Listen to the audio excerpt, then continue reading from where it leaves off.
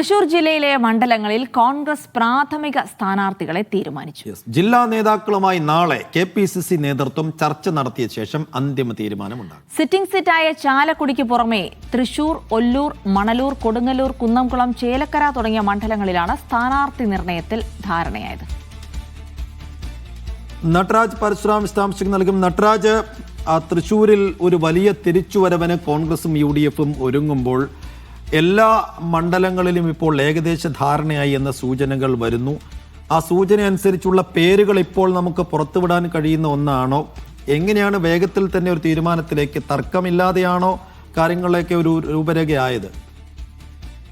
സൈഫുദ്ദീൻ, ഇക്കാര്യത്തിൽ പല അഭിപ്രായങ്ങൾ പാർട്ടിയിലെ പലർക്കുമുണ്ട്, പല ഘടകങ്ങളിലുമുണ്ട് എന്നുള്ള കാര്യം ശരിയാണ്. പക്ഷെ ഒരു പ്രാഥമിക ധാരണ ജില്ലാ നേതൃത്വത്തിൽ ആയിട്ടുണ്ട്. നാളെ ജില്ലാ നേതാക്കളുമായി KPCC നേതൃത്വം തിരുവനന്തപുരത്ത് ചർച്ച നടത്തുന്നുണ്ട്. അതിനുശേഷവും മറ്റുമായിരിക്കും ഇക്കാര്യത്തിലൊക്കെ തന്നെ ഒരു അന്തിമ തീരുമാനം വരിക. എങ്കിലും നിലവിൽ ഇപ്രകാരമാണ് സീറ്റുകളിലെ പേരുകൾ. സിറ്റിംഗ് സീറ്റായ ചാലക്കുടിക്ക് പുറമെ തൃശൂർ, ഒല്ലൂർ, മണലൂർ തുടങ്ങിയ മണ്ഡലങ്ങളൊക്കെ തന്നെ ഏതാണ്ട് ധാരണയായിട്ടുണ്ട്. ഇതിൽ മുതിർന്ന നേതാവും AICC സെക്രട്ടറിയുമായ TM പ്രതാപൻ മണലൂരിൽ സ്ഥാനാർത്ഥിയാകും എന്നുള്ള കാര്യമാണ് ഏതാണ്ട് വ്യക്തമാവുന്നത്. യൂത്ത് കോൺഗ്രസ് സംസ്ഥാന പ്രസിഡന്റ് OJ ജനീഷ് കൊടുങ്ങല്ലൂരിലും DCC പ്രസിഡന്റ് ജോസഫ് താജറ്റിനെ തൃശൂരിലുമാണ് പരിഗണിക്കുന്നത്. തൃശൂരിൽ കോൺഗ്രസ് നേരിടുന്ന ഒരു പ്രധാനപ്പെട്ട പ്രശ്നം ക്രിസ്ത്യൻ വിഭാഗത്തിൽ നിന്നുള്ള സ്ഥാനാർത്ഥി വേണമോ അതോ നായർ ഹിന്ദു വിഭാഗത്തിൽപ്പെടുന്ന ഒരു സ്ഥാനാർത്ഥി വേണമോ എന്നുള്ളതാണ്. നിലവിൽ ക്രിസ്ത്യൻ വിഭാഗത്തിൽ നിന്നാണെങ്കിൽ ജോസഫ് താജറ്റിന്റെ പേര് തന്നെ വരും എന്നാണ് അറിയുന്നത്. കാരണം കോർപ്പറേഷൻ ഉൾപ്പെടെ 33 സീറ്റ് നേടി വൻ വിജയം നേടിയിരിക്കുന്ന ഒരു സാഹചര്യമുണ്ട്. ഹിന്ദു വിഭാഗത്തിൽ നിന്നുള്ള സ്ഥാനാർത്ഥി വരികയാണെങ്കിൽ UDF ചെയർമാനായ TV ചന്ദ്രമോഹനന്റെ പേരാണ് പരിഗണിക്കപ്പെടുക. ഒല്ലൂരിൽ പരിഗണിക്കുന്നത് KPCC സെക്രട്ടറിയായ ഷാജി കോടങ്കണ്ടത്തിന്റെ പേരാണ്. ഷാജി നേരത്തെയും ഈ ദേശീയപാത വിഷയങ്ങളുമായി ബന്ധപ്പെട്ടതൊക്കെ തന്നെ നിരവധി പൊതുപ്രവർത്തനങ്ങളിൽ സജീവമായിട്ടുള്ള ആൾ തന്നെയാണ്. ചേലക്കരയിൽ KV ദാസന്റെ പേരും കുന്നംകുളത്ത് അഡ്വക്കേറ്റ് TS സജിത്തിന്റെ പേരുമാണ് പരിഗണിക്കുന്നത്. സജിത്ത് ബാർ കൗൺസിലിന്റെ അധ്യക്ഷനൊക്കെ തന്നെയാണ്. കുന്നംകുളത്ത് അധ്യാപകനായ അരുൺ കരിപ്പാലിന്റെ പേരും പരിഗണനയിലുണ്ട്. കേരളവർമ്മ കോളേജിലെ അധ്യാപകനാണ് അരുൺ.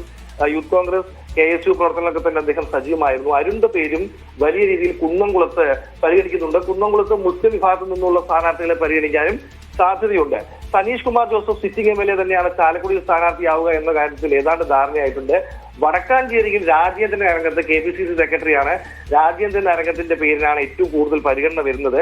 പുതുക്കാട് മണ്ഡലത്തിൽ മുൻ ഇരിങ്ങാലക്കുട മുനിസിപ്പൽ ചെയർപേഴ്സൺ സോണിയാഗിരിയുടെ പേരാണ് പറഞ്ഞു കേൾക്കുന്നത്. അത് തന്നെയാണ് ജില്ലാ നേതൃത്വത്തിനും മുന്നിൽ വെക്കാനുള്ള പേര്. പക്ഷേ ഇവിടെയും മറ്റ് സാമുദായിക പരിഗണനയൊക്കെ തന്നെ നൽകിയ ശേഷമായിരിക്കും ഒരു അന്തിമ തീരുമാനമുണ്ടാവുക. നാളത്തെ ചർച്ചയിൽ ധാരണയാകും.